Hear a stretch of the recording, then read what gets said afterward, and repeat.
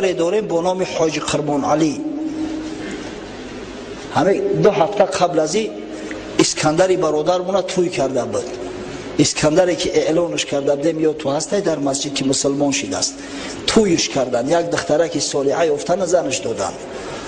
بعد در توی اومدن رفیقای اسکندر، یکی نامش عبدالله، نامای روسیشون نمیگیم اکا، یکیش نامش عبدالرحمن، لباسای سنتی در بر، چنان زیبا و آزاده با این لباس اسلامی و سنتی.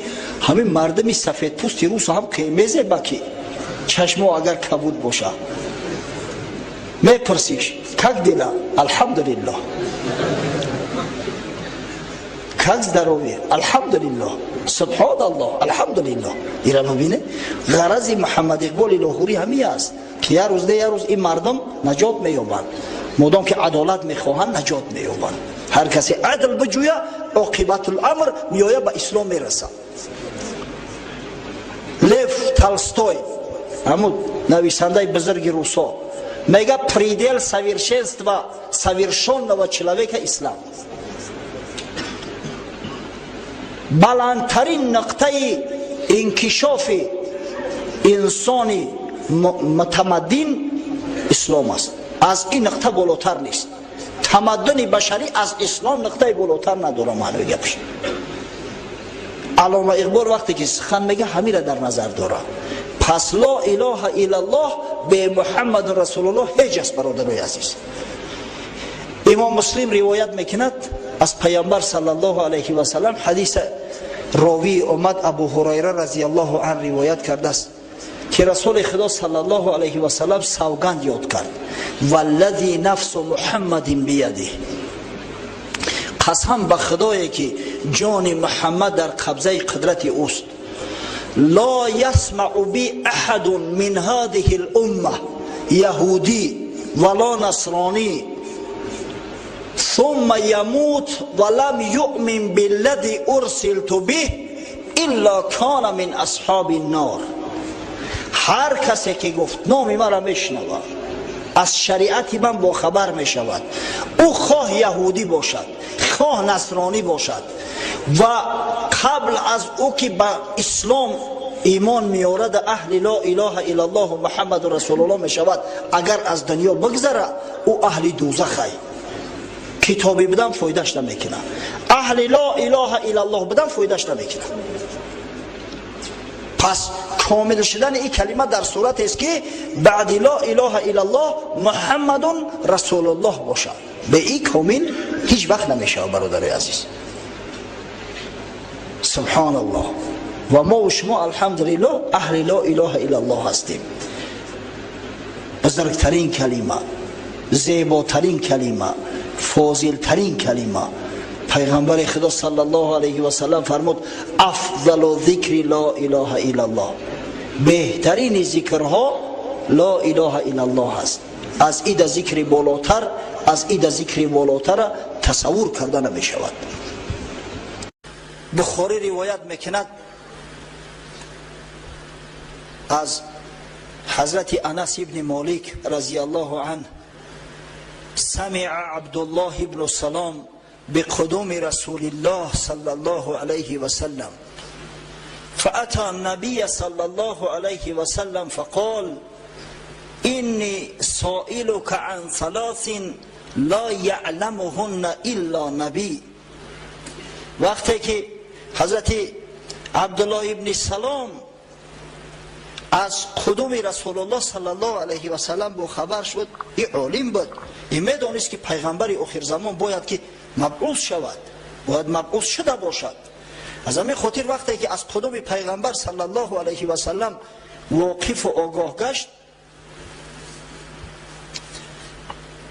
نزدش آمد گفت یا محمد صلی الله علیه و سلم، از 3 چیز سوالت میکنم که غیر از پیغمبر کسی به اون سوالا جواب گفته نمیتونه.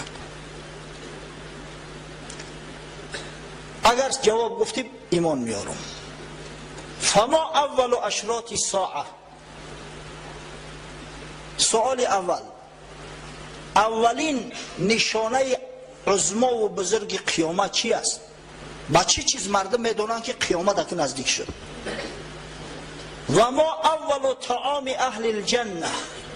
سوال دیگم، وقتی که جنتی ها وارد جنت میشوند، خداوند قبل از همه با چی چیز اونا را ضیافت میکند؟ ضیافت اولی که خداوند برای اهل جنت آماده میکند کدام طعام است؟ و ما ینزع الولد الى ابیه او الى امه. سوال سیوم، چی چیز طفلک به مادر یا به پدر شبیه میگرداند؟ بعضی کودکان شبیه پدر اولاد پدر میشوند، بعضیش هم میبینی به اولادای مادریش و به تقوایی و نمیدونم خیش تبارای مادریش و شباهت دارند. چی چیز سبب همین میشود؟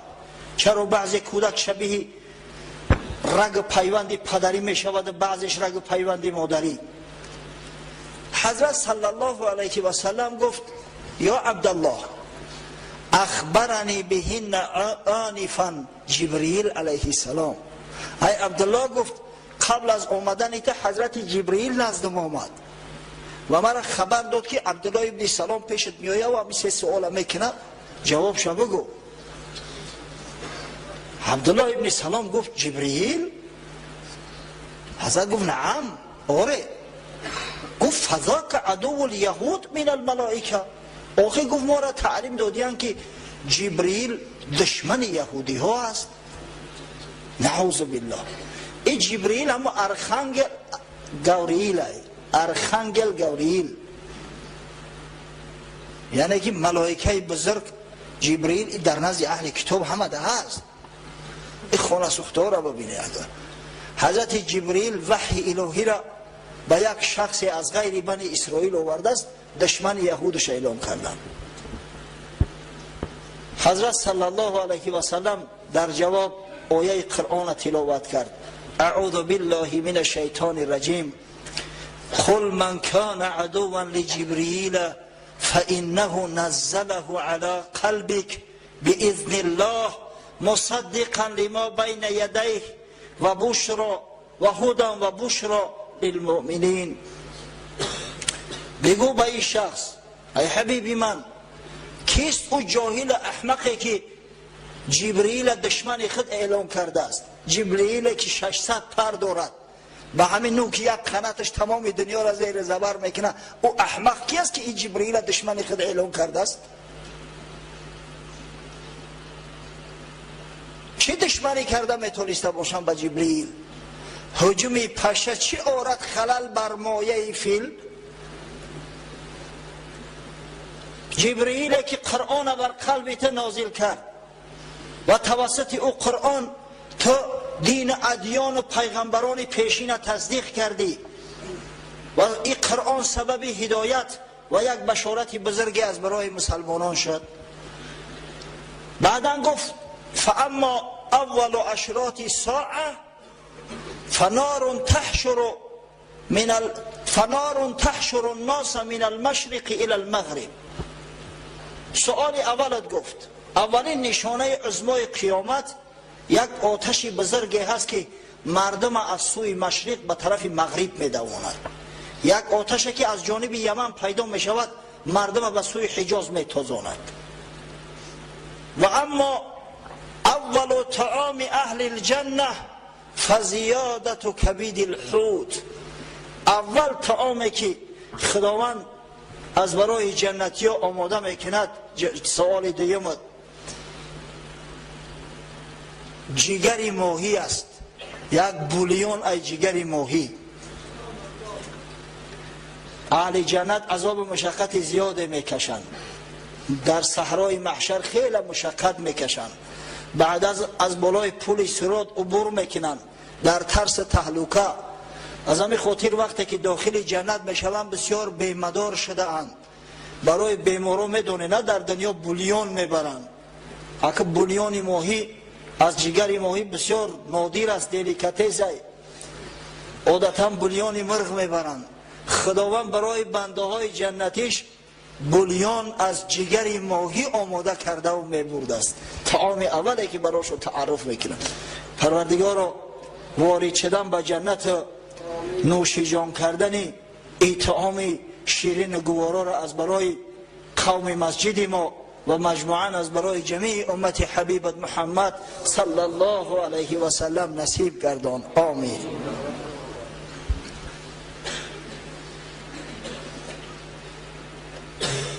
اما سوال سومت که چی چیز کودک به پدر یا به مادر شبیه میسازد، حضرت فرمود اذا سبق ماء الرجل ماء المرأة نزع الولد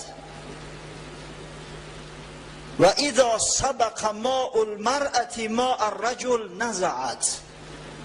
گفت وقتی که مرد با زنش همخوابه می شود، البته در زمانی هست که در همون بچه‌دان زن حجیره زنده علکی هست، برای همون باردار کردن حجیره البته که نطفه لازم است، سپرم آبی منی.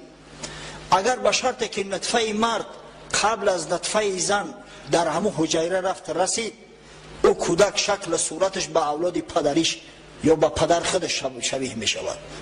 اما اگر زن احتلامی شود و آب زن قبل از آب مرد به همون حجیره رسد، در او صورت شکل صورت زن شبیه اولاد مادریش می گردد. این سخن در صورت گفت که نه علم امبریولوژیا بده نه اوزی بده چیزی نبود، واقعا را غیر پیغمبرها کسی نمیداند. از این خاطر عبدالله ابن سلام که عالم بود، عالم حقیقی بود و ایمان به کتابهای خدا داشت، گفت اشهد ان لا اله الا الله و اشهد انک رسول الله. گواهی میدهم به درستی که نیست معبودی بر حق مگر الله جل جلاله و گواهی میدهم که تو رسولی بر حق خدا هستی. ایمان آورد. بعدا گفت یا رسول الله این الیهود قوم بهت. ای حبیب خدا، گفت این خانه سوخته این جهوتا را من میدونم واقعی قوم من هستند، در بینشون کلام شدم. اینا بسیار بهتان میزنند، بسیار دروغگو هستند، بسیار تهمتچی هستند، خودشون تروریستند، مسلمانان را تروریست میگن. این الیهود قوم بهت فإن یعلموا باسلام قبل ان تسألهم یبهتونی. اگر گفت اینا از اسلام من آگاه شوند که من مسلمان شدم، البته در حق من تهمت ها میزنند. برای همین قبل از او که من اسلام خود آشکار کنم، تا اول سوال شو که همین عبدالله ابن سلام چی کس است؟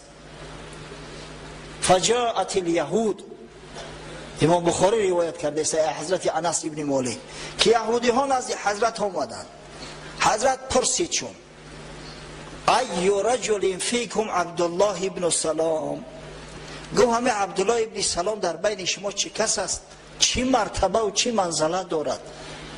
یهود در جواب با یک آواز گفتند خیرنا و ابن خیرنا، بهترین ماست، پدرش هم بهترین ما بود،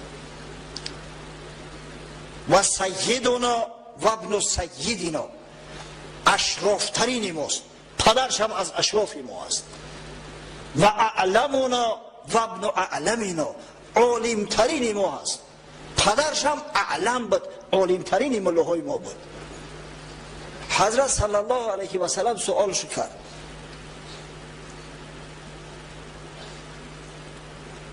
ارأیتم این اسلم عبدالله ابن سلام، گفت ای برادران اگر عبدالله ابن سلام عالمترین شما باشد، بهترین شما باشد، شریفترین شما باشد، اگر همین عبدالله ابن سلام اسلام بیارد شما چی میگویید؟ گفتن اعاذه الله من ذلك، هیچ وقت عبدالله ابن سلام اسلام نمیارد، خداوند او را از این کار نگه میدارد. همین قدر باور یقین دارن، گمان کردن که عبدالله ابن سلام هم مثل خودش یک متعصب احمق است. همین وقت حضرت عبدالله ابن سلام خارج شد، گوش میکرد گپاشون، از پشت دیوار خارج شد، گفت اشهد ان لا اله الا الله و اشهد ان محمدا عبده و رسوله. وقت این سخن شنیدن پریدن از جاشو خیستن، گفتن شرنا و ابن شرنا، ای محمد صلی الله علیه و سلم این بدترین ما است، پدرش هم بدترین ما بود. این کثافت ها را ببینید، بی شرمی را ببینید، بی حیایی را ببینید. با حضرت عبدالله ابن سلام خندید، گفت فهذا التی کنت اخاف یا رسول الله. ای حبیب خدا، گفت من این فتنه شو میترسیدم. چه میان در پیشت میگن که او دیوانه های، او فلان های، او بسمدان های، او فناتیک های. از همین میترسیدم، برای همین گفتم اول سوال شکر بعد من اسلام آشکار کنم. الحمدلله که از میان یهود این خیلی جوان مردا پیدا شدن و نامشو افتخار بنی بشر است و در صفحه صحابگان بزرگ رسول الله صلی الله علیه و سلم ابدالآباد ثبت گردیده است.